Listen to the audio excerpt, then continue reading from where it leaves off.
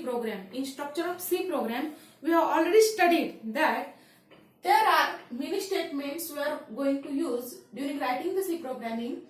The first one is title or comment. Title किंवा comment जे असेल ते आपण कशा पद्धतीने देतो तर C program to calculate something.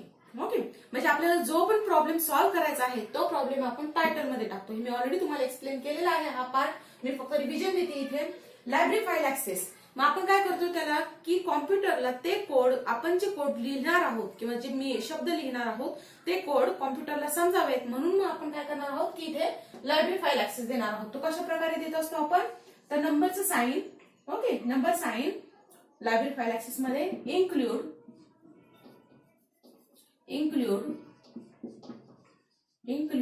आणि मग काय इन्क्लूड करतो आपण तर स्टँडर्ड इनपुट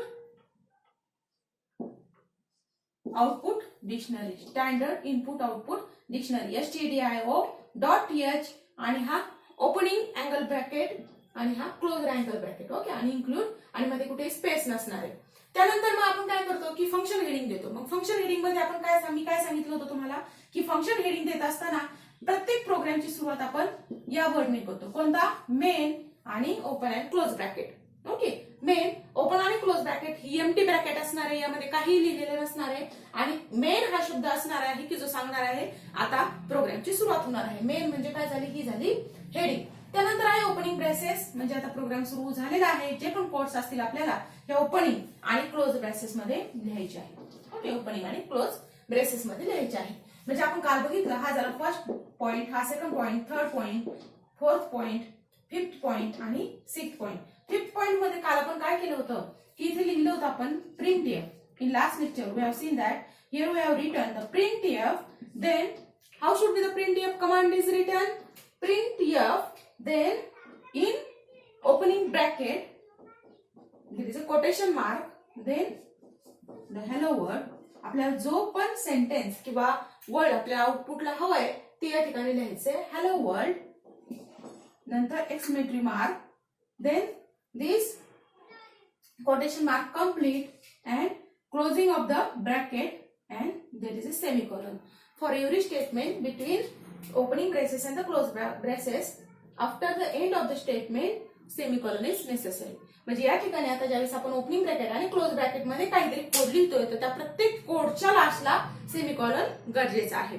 आता हे प्रकारचे आपण स्टेटमेंट्स बघितले होते लास्ट लेक्चर मध्ये. आणि printf आपल्याला ही कमांड आउटपुटला हवी आहे म्हणून आपण काय लिहिलंय हॅलो. म्हणजे आउटपुट ज्यावेळेस आपल्याला दिसेल त्यावेळी आपल्याला काय दिसेल की आउटपुट मध्ये printf हॅलो. आता हाच प्रोग्राम जर आपल्याला थोडासा मॉडिफाय करायचा असेल कशासाठी to calculate the area of the circle, area find out करण्यासाठी, तर मग इथपर्यंतचा जो पार्ट आहे तो प्रत्येक याच्यामध्ये कॉमन राहणार आहे. Include standard dictionary input output dictionary .h main part जो की असेल फंक्शन हेडिंग, त्यानंतर ओपनिंग ब्रेसेस आणि त्यानंतरचा पार्ट आपल्याला आता चेंज करायचा आहे. मग त्यामध्ये काय येईल तर आपल्याला माहिती आहे एरिया ऑफ द सर्कल काय असतो. Circle area is equal to pi r square. हा फॉर्म्युला आहे आपल्याला माहिती आहे. पण आता हा फॉर्म्युला यामध्ये जसंची तसं आपल्याला लिहिता येते. त्यासाठी आपल्याला त्याचे काही रूल्स फॉलो करावे लागतात. मग कोणते आहेत ते रूल्स तर सगळ्यात सुरुवातीला आहे आर म्हणजे काय आहे ते रेडियस आहे आणि पायची व्हॅल्यू आहे 3.14. तर आर जो आहे तो कॉम्प्युटरला आपण आर सिम्बॉल कशासाठी वापरला आहे कॉम्प्युटरला माहित नाही. आर आपण रेडियस साठी वापरू शकतो किंवा आर आपण एखादी लेंथही त्यानुसार आपण डिनोट करू शकतो. तर मग आर आपल्याला आधी काय करावं लागेल कॉम्प्युटरला सांगावं लागेल, तो डिफाईन करावं लागेल, डिक्लेअर करावं लागेल की आर हे कॅरेक्टर काय आहे, या ठिकाणी आरचं मीनिंग काय आहे. आणि ए पण कॉम्प्युटरला माहित नाही मग आपल्याला ए पण डिफाईन करावं लागेल. पायची व्हॅल्यू मात्र आपण जशीच्या तशी टाकू शकतो 3.14. मग आता सेकंड पॉइंट जो असेल की ओपनिंग ब्रेसेस नंतरचा की पुढच्या स्टेप मध्ये आपल्याला सगळ्यात सुरुवातीला पहिली लाईन काय करावी लागेल या फॉर्म्युल्यापर्यंत पोहोचण्यासाठी आर आणि ए काय आहे हे आधी आपल्याला डिक्लेअर करावं लागेल. मी इथे आपण फिफ्थ पॉइंट जो आहे तो मी काय लिहिणार आहे व्हेरिएबल डिक्लेरेशन. व्हेरिएबल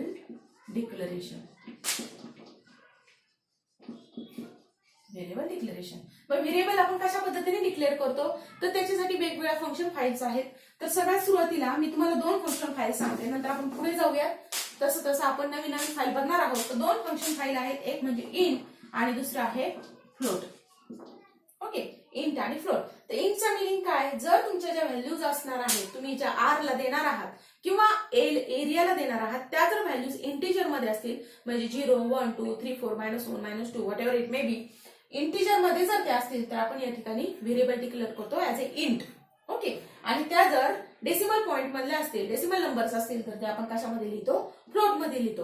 आता रेडियस आपली कशी असू शकते, 1.2 असू शकते, 1 असू शकते, 3.4 असू शकते. लेंथ कशी असेल, पॉझिटिव्ह असेल, आपण पॉझिटिव्ह व्हॅल्यू देणार आहोत रेडियसची व्हॅल्यू जी आहे ती, कारण या ठिकाणी आपण मॅग्निट्यूडचा विचार करतोय. तर मग आपण इथे काय लिहिणार आहोत, तर फ्लोट, FLOAT. प्रत्येक वेळेस कोणताही डेसिमल पॉइंट ज्यावेळेस तुम्हाला डिक्लेअर करायचा आहे त्यावेळेस डेसिमल नंबर्स नेहमी फ्लोट मध्ये द्यायचे आणि इंटिजर नंबर्स INT मध्ये द्यायचे.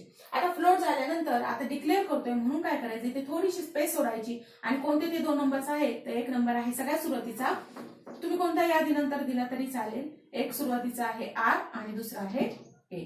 R म्हणजे रेडियस आणि A म्हणजे एरिया. ओके. तुम्ही इथे पूर्णही लिहू शकता, रेडियस, एरिया अशा पद्धतीने लिहू शकता.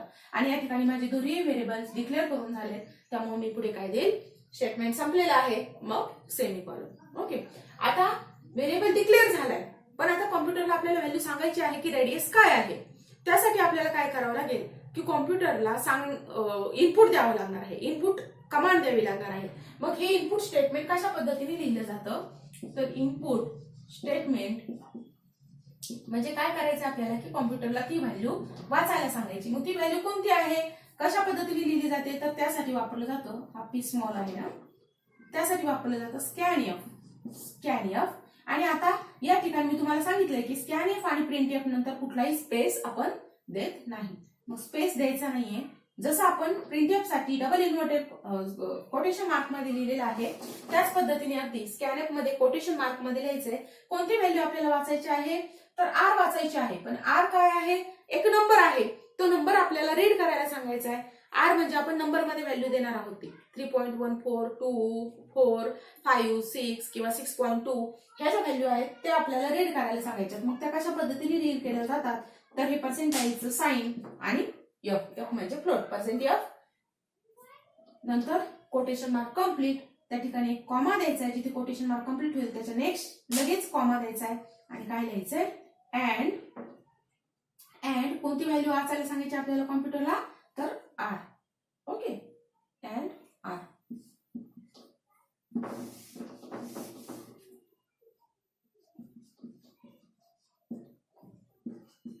RA देऊन झालाय. त्यानंतर आपण इनपुट कमांड दिलेली आहे आणि आउटपुटला आता काय करायचंय, आपल्याला रेडियसची व्हॅल्यू आपण जी दिलेली आहे कॉम्प्युटरला ती बरोबर आहे ना आपण दिलेली व्हॅल्यू, हे बघण्यासाठी आपण परत काय सांगणार आहोत, रेडियसची व्हॅल्यू त्याला वाचायला टाईप आउटपुट मध्ये दाखवायला सांगणार आहोत. त्यावेळी आपण इथे काय लिहिणार आहे, radius of the circle is, आणि ही व्हॅल्यू कशामध्ये आहे, आता ही सर्कलची व्हॅल्यू, तर नंबर आहे तो एक, म्हणून आपण लिहिणार आहोत %F आणि कॉमा द्यायचा आहे. स्कॅनएफ मध्ये आपण अँडचं साइन दिलंय, त्या पद्धतीने इथे अँडचं साइन आपल्याला द्यायचं नाहीये. प्रिंटएफच्या कमांड मध्ये आपण अँडचं साइन देत नाही, डायरेक्ट जी व्हॅल्यू असेल ती आपल्याला त्याला रीड करायला सांगायची. आणि तुम्हाला मी आधी ऑलरेडी सांगितलंय, कोटेशन मार्क मधलं जे सेंटेन्स असेल त्या ठिकाणी डायरेक्टली येणार आहे. फक्त इथे %F आहे, तर %F आपल्याला आउटपुटला दिसणार नाही. त्याऐवजी जो पण नंबर असणार आहे, जो नंबर या ब्रॅकेटमध्ये आपण इन्क्लूड केलेला आहे, तो या %Fच्या जागी आपल्याला दिसेल. आता स्टेटमेंट इथे कम्प्लीट झालंय, म्हणून काय द्यायचं आपल्याला, सेमीकॉलन द्यायचा आहे प्रत्येक स्टेटमेंट नंतर. ठीक आहे. म्हणजे आता हे झालं आपलं प्रिंटएफ हे आउटपुट स्टेटमेंट असतं, स्कॅनएफ नेहमी इनपुट स्टेटमेंट असतं. इनपुट स्टेटमेंट म्हणजे स्कॅनएफची व्हॅल्यू आपल्याला दिसत नाही. ओके. आता तुम्हाला मी आता सांगितलं की इनपुट आपल्याला द्यायचे. आता कॉम्प्युटरने समजा आपला प्रोग्राम रेडी झाला असेल आणि रेडी झाल्यानंतर ज्यावेळेस कॉम्प्युटर कंपाईल करायला जातो प्रोग्राम, तर कंपायलेशन मध्ये जर त्याने एरर दाखवला नाही तर आपण काय म्हणतो की प्रोग्राम रन करूया. मग प्रोग्राम ज्यावेळेस रन होतोय आपला, त्यावेळी कॉम्प्युटर काय करेल, स्टेप बाय स्टेप हा प्रोग्राम रन करायला लागेल. त्यावेळी ह्या स्टेपला आल्यानंतर तो तुम्हाला R ची व्हॅल्यू मागणार आहे. ओके. पण बऱ्याच वेळेस काय होतं की जे यामध्ये ट्रेन नसतात त्यांना माहित नाही की आपल्याला आता R ची व्हॅल्यू तिथे एंटर करायची किंवा व्हॅल्यू एंटर करून आपल्याला ते बटन दाबायचं आहे. त्यावेळी आपण काय करतो, बरेच जण की इथे येऊन थांबतो आणि कॉम्प्युटर काय झाला प्रोग्राम आपल्याला कळत नाही. म्हणून आपण काय करायचं की हे आपल्याला कळावं की आपल्याला R ची व्हॅल्यू कॉम्प्युटरला द्यायची आहे, म्हणून आपण इथे एक सेंटेन्स लिहिणार आहोत. प्रिंट एफ म्हणजे आता आउटपुटला आपल्याला काय दिसणार आहे. Print f enter the value of r. Enter the value of radius. Enter the value of radius. आणि मग ही व्हॅल्यू आपण काय करणार आहोत एंटर करणार आहोत. ओके. आता याचा मिनिंग काय झाला हे फक्त तुम्हाला सेंटेन्स आउटपुटला दिसणार आहे. Enter the value of radius. त्यानंतर आपण ही व्हॅल्यू टाकणार आहोत. ती कॉम्प्युटर वाचणार आहे. ही व्हॅल्यू तुम्हाला आत्ताच दिसणार नाही. डायरेक्टली तुम्हाला काय दिसेल radius of the circle is r. आता या ठिकाणी परत एकदा की समजा एकाच लाईन मध्ये हे सगळं आउटपुट आपल्याला दिसू नये म्हणून या ठिकाणी बॅकस्लॅश आणि एन अशा पद्धतीने लिहिला जातो. जेणेकरून काय की ही व्हॅल्यू दिल्याच्या नंतर ही व्हॅल्यू तो रीड करेल आणि हे जे सेंटेन्स येणार आहे ते नेक्स्ट लाईनला येणार आहे. आता या ठिकाणी तुम्ही आरच्या ऐवजी जर रेडियस लिहिला म्हणजे कोटेशन मार्क कंप्लीट झाल्याच्या नंतर जर तुम्ही आर ऐवजी रेडियस लिहिला आणि इथे जर तुम्ही आर दिला असेल व्हेरिएबल डिक्लेरेशन मध्ये तर कॉम्प्युटर आर आणि रेडियस हे दोन वेगळे वर्ड म्हणून घेतो. ओके. कॉम्प्युटरसाठी आर वेगळा आहे आणि रेडियस हे फुल लेटर मध्ये लिहिलेलं वेगळं आहे. त्यामुळे जो व्हेरिएबल तुम्ही इथे डिक्लेअर केलेला असणार आहे तोच व्हेरिएबल तुम्हाला प्रिंटएफ मध्ये इथे रीड करायचा आहे. इथे जर रेडियस लिहिलं असेल तर इथे रेडियस लिहा. इथे जर आर लिहिलेलं असेल तर इथे आर लिहायचे. सेम स्कॅनएफ साठी इथे जर रेडियस लिहिलं असेल तर इथे अँड रेडियस असं फुल लिहायचंय वर्ड किंवा इथे जर आर असेल तर इथे पण आर लिहायचंय. ओके. आता आपल्याला मी तुम्हाला सांगितलं की ही जी कमांड आहे ती कमांड आता व्हेरिएबल डिक्लेरेशनची कमांड ही झाली आणि प्रिंटएफची कमांड कोणती असणार आहे इथे तो काय आहे आपलं आउटपुटला आपल्याला दिसणार आहे. हे जे पण सेंटेन्स आहे ते आपल्याला आउटपुटला दिसणार आहे म्हणून हे प्रिंटएफचं जे स्टेटमेंट आहे ते असणार आहे आउटपुट स्टेटमेंट. त्यानंतर परत एकदा स्कॅनएफ म्हणजे इनपुट झालेला आहे म्हणजे ही व्हॅल्यू तो रीड करणार आहे कॉम्प्युटर. त्यानंतर आउटपुट स्टेटमेंट म्हणजे प्रिंटएफचं स्टेटमेंट आहे. किती स्टेटमेंट झालेत आपले आता 8 स्टेटमेंट झालेले आहेत. आता आरची व्हॅल्यू त्याने रीड केली कॉम्प्युटरने. आपल्याला दाखवली पण की आपण जी एंटर केलेली व्हॅल्यू आहे ती बरोबर आहे की नाही हे पण प्रिंटएफच्या सहाय्याने आपण व्हॅल्यू बघितली आहे. आता यानंतरचा पार्ट काय तर त्या फॉर्म्युलामध्ये आपल्याला किमती पुट करायच्या. तो फॉर्म्युला कोणता आहे तर A is equal to 3.14 into r into r square अशा पद्धतीने लिहिलं जातं. कारण stdio.h म्हणजे स्टँडर्ड जी डिक्शनरी आहे त्यामध्ये स्क्वेअर डिफाईन केलेला नसतो. तर त्यामुळे आपण सुरुवातीला एक सिंपल स्टेटमेंट बघतोय. त्यासाठी आपण स्टँडर्ड जर आपल्याला स्क्वेअर वगैरे हे जर गोष्टी डिफाईन करायच्या असतील तर त्यावेळेस आपण काय करणार आहोत आपण बघूयात कोणत्या डिक्शनरी आपल्याला अजून इन्क्लूड करता येतील. पण सध्या लक्षात ठेवा की A is equal to 3.14 into r. आता इंटू म्हणजे एक्स.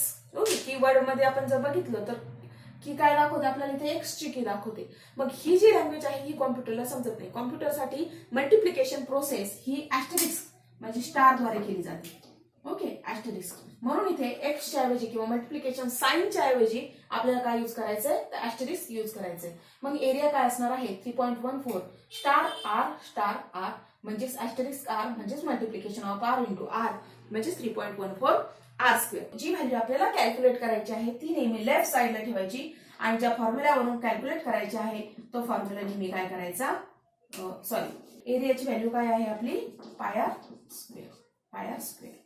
मग काय लिहिणार आहोत आपण ते 3.14 इंटू पायची व्हॅल्यू इंटू म्हणजे ऍस्टेरिस्क आर. तशा प्रकारे आपण स्टेटमेंट लिहिणार आहोत. आपण काय केलं या ठिकाणी ही एरियाला ही जी व्हॅल्यू आहे ती काय केलेली आहे असाइन केलेली आहे म्हणून मग आपण काय लिहिणार आहोत इथे 9 असाइनमेंट स्टेटमेंट.